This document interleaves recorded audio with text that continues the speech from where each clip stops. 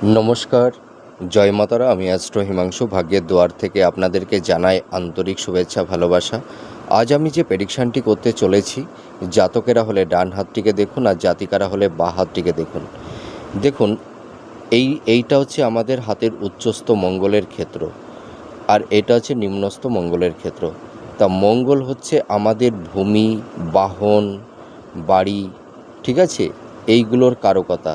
তাছাড়া সাংসারিক জীবন, নিজেদের প্রোগ্রেস, এটাও কিন্তু নির্ধারণ করে থাকে একটা মানুষ কতটা ভূ সম্পত্তির মালিক হতে পারবে, সেই সব জাতক জাতিকাদের কতটা স্থাবর ভূ সম্পত্তি থাকবে, প্রপার্টি হবে, এগুলো কিন্তু মঙ্গলের উপরে নির্ভর করে থাকে। তা আমাদের হাতের এই মিডিল পোর্শনটা আমরা রাহুর স্থান হিসেবেই ধরে থাকি।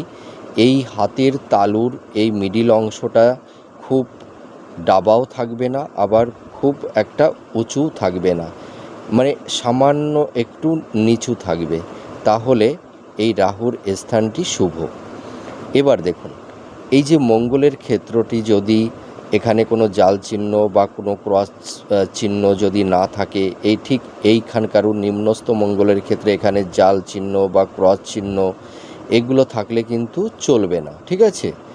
মঙ্গলের ক্ষেত্রে যদি এখানে কোনো ফিস সাইন অনেক সময় থাকতে পারে, অথবা স্টার চিহ্ন থাকতে পারে, বা ত্রিভুজ চিহ্ন থাকতে পারে, হ্যাঁ। তা অনেক সময় দেখা যায় এখানে চতুর্ভুজ চিহ্নও থেকে থাকে, আবার এখানেও চতুর্ভুজ চিহ্ন থাকে।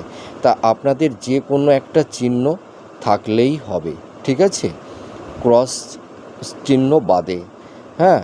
ত্রিভুজ, চতুর্ভুজ, স্টার চিহ্ন, হ্যাঁ, এই চিহ্নগুলোর মধ্যে যে কোনো একটা চিহ্ন থাকলে ভালো হয়, আর না থাকলেও অতটা অসুবিধা নেই।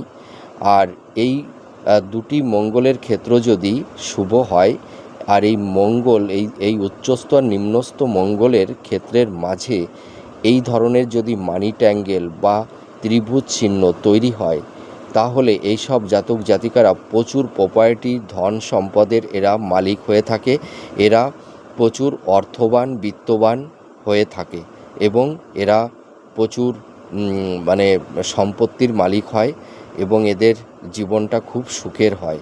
আপনারা মিলিয়ে দেখুন এই প্রেডিকশানটি কতটা ম্যাচ করছে। নমস্কার, জয় মাতারা।